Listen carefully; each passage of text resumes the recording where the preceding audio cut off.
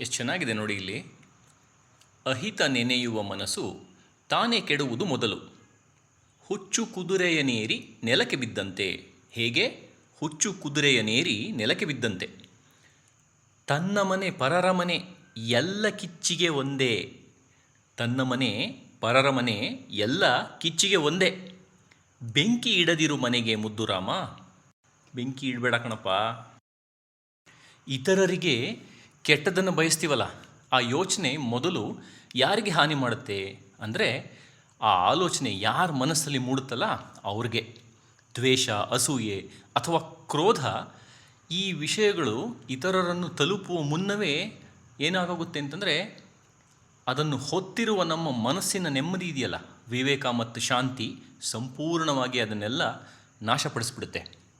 ಇನ್ನೊಬ್ಬರನ್ನು ಸುಡಲು ಹಿಡಿದ ಬೆಂಕಿ ಮೊದಲು ನಮ್ಮ ಕೈಯನ್ನು ಹೇಗೆ ಸುಡುತ್ತದೆಯೋ ಅನ್ನೋ ಒಂದು ಕಲ್ಪನೆಯನ್ನು ಇಲ್ಲಿ ಕೊಟ್ಟಿದ್ದಾರೆ. ಇದರದ್ದು ಆಶಯ ಇದೆ. ಕವಿ ಇಲ್ಲಿ ನಿಯಂತ್ರಣವಿಲ್ಲದ ನಕಾರಾತ್ಮಕ ಯೋಚನೆಗಳು, ನಮ್ಮ ಅತಿಯಾದ ಹಠ ಇದೆಯಲ್ಲ, ಈ ಹುಚ್ಚು ಕುದುರೆಗೆ ಹೋಲಿಸಿದ್ದಾರೆ. ಆ ಅಹಂಕಾರ ಅಥವಾ ದ್ವೇಷದ ಹುಚ್ಚು ಕುದುರೆಯನ್ನು ಏರಿದಾಗ ಏನಾಗುತ್ತೆ, ಆರಂಭದಲ್ಲಿ ನಮಗೆ ತುಂಬ ವೇಗವಾಗಿ ಹೋಗ್ತಾ ಇದ್ದೀವಿ ಅಂತ ಅನಿಸುತ್ತೆ, ಅಥವಾ ನಾವೇ ಶಕ್ತಿವಂತರು ಎಂಬ ಒಂದು ಭ್ರಮೆ ಬರೆಸ್ಬಿಡುತ್ತೆ. ಆದರೆ ಆ ಕುದುರೆಗೆ ಲಗಾಮಿಲ್ಲದ ಕಾರಣ ಅದು ನಮ್ಮನ್ನು ನಿಯಂತ್ರಣ ತಪ್ಪಿಸಿ ಘೋರವಾಗಿ ನೆಲಕ್ಕೆ ಅಪ್ಪಳಿಸುವಂತೆ, ನೆಲಕ್ಕೆ ಬಿದ್ದಂತೆ ಮಾಡುತ್ತದೆ. ಎಷ್ಟು ಚೆನ್ನಾಗಿ ಹೇಳಿದ್ದಾರೆ ಅಲ್ಲ, ಹುಚ್ಚು ಕುದುರೆಯನೇರಿ ನೆಲಕ್ಕೆ ಬಿದ್ದಂತೆ. ಈ ಅಧರ್ಮದ ಹಾದಿ ಯಾವಾಗಲೂ ಇಂತಹ ಒಂದು ಪತನದಲ್ಲೇ ಕೊನೆಗೊಳ್ಳುತ್ತೆ ಅಂತ ಭಾಳ ಚೆನ್ನಾಗಿ ಹೇಳಿದ್ದಾರೆ. ಬೆಂಕಿಗೆ ಕಿಚ್ಚು, ಆ ಬೆಂಕಿಗೆ ತಾರತಮ್ಯ ಗೊತ್ತಿಲ್ಲ. ಅದು ತನ್ನ ಒಡೆಯನ ಮನೆಯನ್ನಾದರೂ ಸರಿ, ಬೇರೆಯವರ ಮನೆಯನ್ನಾದರೂ ಸರಿ, ಅದನ್ನು ಮುಟ್ಟಿದ ಕೂಡಲೇ ಎಲ್ಲವನ್ನು ಸಮಾನವಾಗಿ ಸುಟ್ಟು ಭಸ್ಮ ಮಾಡಿಬಿಡುತ್ತೆ.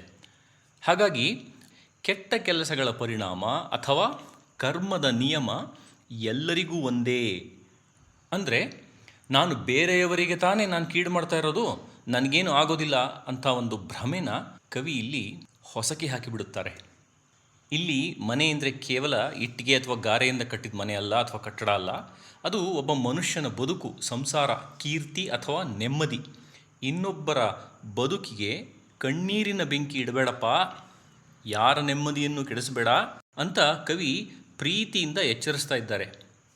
ಇತರರ ಒಳಿತನ್ನು ಬಯಸುವುದೇ ನಮ್ಮ ಬದುಕಿನ ಸುರಕ್ಷತೆಗೆ ಅಡಿಪಾಯ ಅಂತ ಚೆನ್ನಾಗಿ ಹೇಳ್ತಾ ಇದ್ದಾರೆ. ಬೆಂಕಿ ಇಡದಿರು ಮನೆಗೆ. ತುಂಬ ಸರಳವಾಗಿ ಹೇಳಿದ್ದಾರೆ, ಸೂಕ್ಷ್ಮವಾಗಿ ಹೇಳಿದ್ದಾರೆ.